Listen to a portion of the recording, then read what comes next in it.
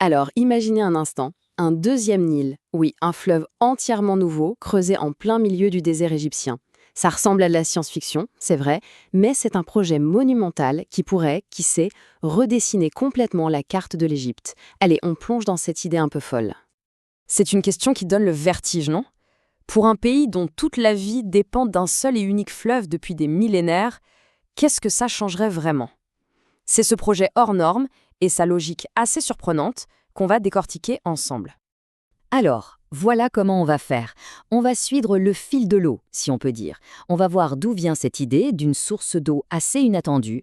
Ensuite, on regardera comment le plan est censé fonctionner, pourquoi il est bien plus malin qu'on pourrait le croire, et puis la vision incroyable qu'il dessine pour l'Égypte, avant de revenir à la réalité, à l'incontournable, le Nil lui-même.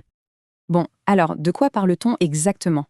Le concept de base, c'est de relier deux immenses dépressions géographiques avec un fleuve artificiel. Et attention, on ne parle pas d'un petit canal d'irrigation.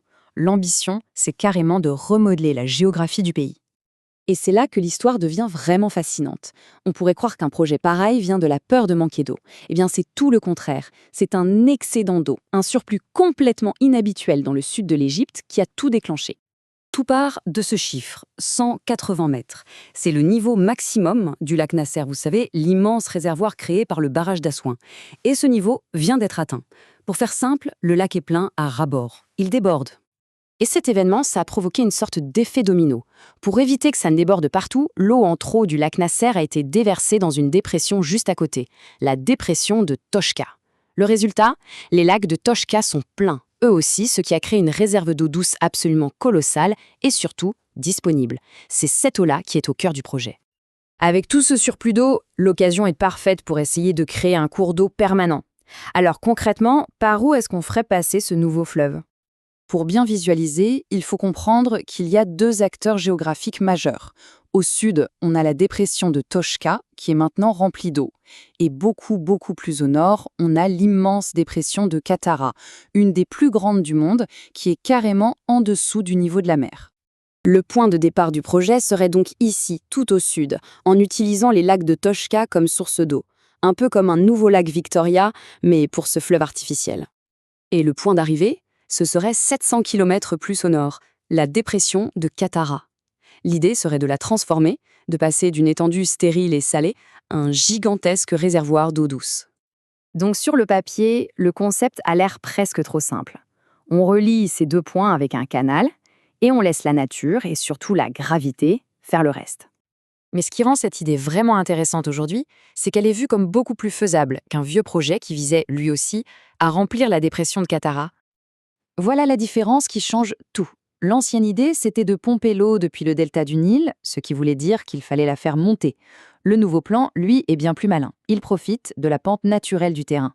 L'eau coulerait toute seule du sud, qui est plus élevé, vers le nord, qui est plus bas. Simplement par gravité.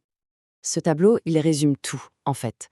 Le projet Toshka-Qattara n'aurait besoin d'aucune station de pompage, alors que l'autre en nécessitait plus de 15, des stations géantes et hors de prix. Et puis la source d'eau? Ici, c'est de l'eau propre du Nil, prête à l'emploi. L'autre projet, lui, dépendait d'eau de drainage agricole qu'il aurait fallu traiter massivement. Bref, en termes de coût et de complexité, c'est le jour et la nuit. Mais au-delà de la technique, c'est la vision pour le futur qui est vraiment spectaculaire. Un projet comme celui-ci pourrait littéralement redessiner la carte de l'Égypte. Il faut se rendre compte, aujourd'hui, quasiment toute la population égyptienne est concentrée sur à peine 6% du territoire le long du Nil. Ce projet pourrait faire exploser cette surface habitable, comme on le voit sur le graphique. Ce serait une décompression démographique énorme. Les ambitions sont colossales, il faut le dire. Transformer des millions d'hectares de désert en terres cultivables, y bâtir de nouvelles villes, de nouvelles industries, et surtout, créer un deuxième réservoir d'eau stratégique pour sécuriser l'avenir du pays pour le siècle à venir.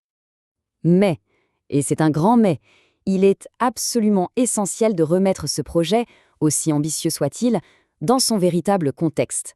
Parce que malgré tout, il y a une réalité qui, elle, ne change pas. Le rôle vital, irremplaçable du Nil. La question qu'il faut absolument se poser est donc la suivante. Est-ce que tous ces projets, ce nouveau fleuve potentiel, est-ce que c'est une solution de rechange au Nil? Une façon pour l'Égypte de devenir moins dépendante? La réponse, c'est simple et sans appel, non. C'est le point le plus important de tout ça. Ces projets ne remplacent pas le Nil, ils le complètent. En fait, ils en dépendent à 100%. Sans le Nil, pas de lac Nasser plein. Sans lac Nasser plein, pas de surplus Satoshka. Et sans surplus Satoshka, pas de nouveau fleuve. Tout part du Nil. Et cette déclaration du président égyptien Abdel Fattah el-Sisi, elle résume parfaitement la situation. Elle rappelle que la part historique de l'Égypte dans les eaux du Nil, ce n'est pas négociable. C'est une question de vie, tout simplement.